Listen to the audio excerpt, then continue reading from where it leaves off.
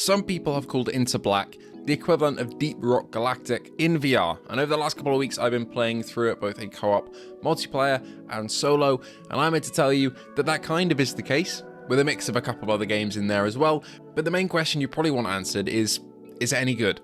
The answer is yes. This is a good PSVR2 port. It's got a couple of issues, but overall I did really enjoy my time with it, and I can strongly recommend it to you if you're a sci-fi fan, or if you like that sort of rock and stone Subnautica feeling of upgrading your kit and going on missions and creating new tech as you go from the resources that you've mined. Before I say any more, if you enjoy this sort of content and you want to sub to the channel, only 25% you actually are, so please feel free to do so. Once you sub, you can't leave, you're trapped here, sorry. Anyway, let's thank our patrons and members, and let's get on with it, shall we? Now, I have a lot to say about Into Black, but let's try and keep this as brief as possible for your time. As a PSVR2 port, first and foremost, this is a good one. The resolution is fantastic, and the only aliasing that you really see is in really large environments, and even then, it's not that drastic at all. One of the best points about this game for me is that there is absolutely zero mirror in dark areas. The devs have seemingly done the same witchcraft that the Madison devs have done, which is completely eliminate all mirror in dark areas, meaning that you don't see that kind of hazy effect that some people are really sensitive to in VR games. In my opinion, and with consulting other creators, we cannot see any mirror at all with this release, and that's fantastic. The game also runs at a buttery smooth 90Hz locked all the time. I didn't have any dips throughout any of my playtime in any of the modes. Haptic features are fully used here as well for your controllers, triggers, and head. From the rumbling of alien enemies around you to the guns that you end up firing in the game, everything is utilized well. So overall, a fantastic PSVR2 port, but I did run into a couple of bugs. Now, there was a patch actually put in place the other day. I believe that's because you couldn't get past a certain point in the campaign. The game kind of crashed on you, but that's now fixed. But I don't know if that patch fixed any of these issues that I'm about to list, but I will list them for you just for transparency here. There is this weird wobbling when you're stationary sometimes. If you stand completely still and kind of stare forward, everything around you will start wobbling around. It's kind of strange. It's not that noticeable because most of the time you are moving a little bit, but if you're staring at a menu for a while, maybe picking your upgrades, you'll probably notice this. During co-op mode as well, I did lose sound. A couple of us did during our playtime. You'll be able to see that in, I think not tomorrow, but the day after's video, which will be the co-op video. Towards the end of that video, you'll be able to see the moment where we lost sound. I don't know why this happened, and I haven't been able to replicate it, but it did happen in our co-op session. But throughout my many hours after that, I didn't run into this bug again. When joining the singularity mode, I also couldn't hear any other players during the pre-game lobby, but a quick leaving the queue and rejoining did fix this. And finally, when scanning enemies, they seem to disappear in my left eye, but still be there in my right eye, which made for some very, very trippy, weird effects. This definitely wasn't intentional, and I'm pretty sure it's still in the game, but it might have been fixed. I have to double check that. Overall though, those are the bugs that I ran into over my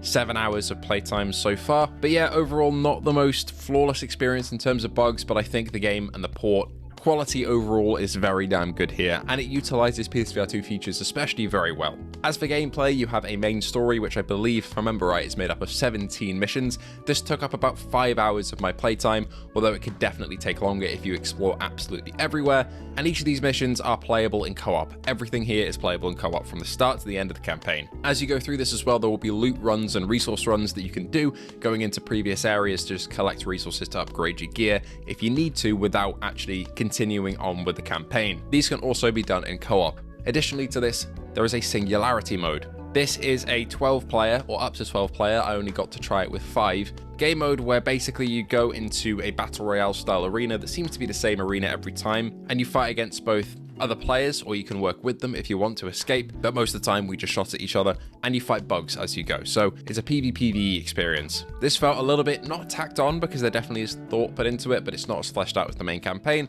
and I wouldn't buy the game just for that, but when we did play it, it was a fair bit of fun. Quite difficult as well though. Oh my god. Hello? No! Please! I'm not gonna kill you. I'll come help. I'll come help. Hello. You, sir. Hello. I'm here. Sneaky British man. It's me, Jammy. Where Hello.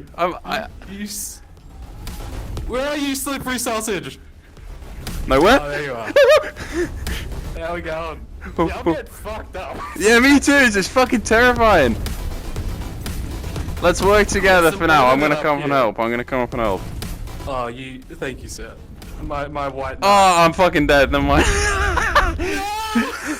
As for the main campaign though, you basically go out into a mission or one of your loot runs, you get loot, you mine resources a bit like Deep Rock Galactic, you kill enemies, which are usually bugs, and you advance the story. Then you go back to your ship, which is kind of like a main hub that works pretty well, where you can upgrade and you can advance your technology, scan the planet, set your loadout, which is another great feature. As you upgrade your setup and your kit, you'll be able to customize your loadout, so when you press a button to open your item wheel, it can be completely customized of which item is where, so you can kind of tailor it to how you want it to be, but you can do all of this customization and upgrading back in your ship, and then you carry on basically to the next mission or the next loot run or whatever you want to do. This loop works really well and the game kept me hooked with its constant upgrades. It really felt like the upgrades in Subnautica when you're kind of building towards getting different technologies, and then you finally get the certain upgrade that you want, like a head torch or a gun torch or laser sights or a power upgrade or a new type of grenade. There are meaningful upgrades here, and I didn't manage to get all of them throughout my first playthrough of the campaign, but there is a new game plus mode as well, so you can jump in and you can get the upgrades that you didn't get the first time round. Overall, the voice acting here is pretty good. There are only really two mainstay characters, which is yourself, Mitch, who basically is a astronaut. You get sucked into a black hole and only you and your Codsworth-like robot buddy, who sounds a lot like Matt Berry, are left after the crash, and you basically have to get off that rock, and the voice acting between those two is pretty good. The writing is also decent, but you meet a couple other characters along the way. For me, I felt the story was quite engaging. Again, took about 5 hours, but you can replay it. But I do feel like the questions that the story posed were all answered a bit too quickly for me. There wasn't too much of kind of like a stringing along of information and build up, if that makes sense. To make a very strange comparison, I saw Weapons over the weekend. I won't spoil it if you haven't seen it already, but the mystery of that film is kind of drip fed to you along different perspectives and chapters, and you kind of piece it all together before the big reveal happens. Whereas in Into Black, you're fed a bit of information here and there, but all of the mysteries are basically solved at once. You find out why whatever is happening, and you find out basically what you have to do to resolve it all in one go, which felt a little bit too fast for me.